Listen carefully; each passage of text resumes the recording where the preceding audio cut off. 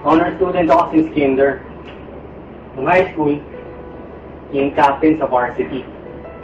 Champion. 4 straight years. Some of my teachers would say, heto ang gayahin nyo. Di lang matalino, magaling at masunurin pa. Siyempre, yung parents ko, proud na proud sa kung nila. Good boy eh. Paano hindi? Walang bisyo.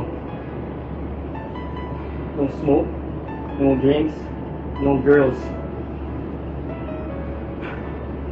Pag naririnig ko yun, para akong nasa ulap. Everybody loves me. It's like I'm the best person in the world. Till one day, big news came. I had cancer. Stage 3 na. Never show any signs.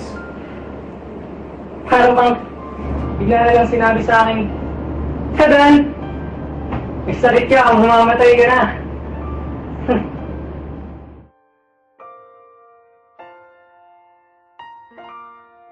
Doon ako nagising. Mabait ka. Maraming nagmamahal sa'yo. Pero, pag nawala ka, madadala mo ba yung sa pupuntahan mo? Teka, saan nga ba ako pupunta? Langit? Yerno? O bang may ganun? Di ba? Manakap lang sa bata yun. Nawawala na ako. Paano na sila? Paano na ako? Hindi na ba ang lahat para malaman ko to?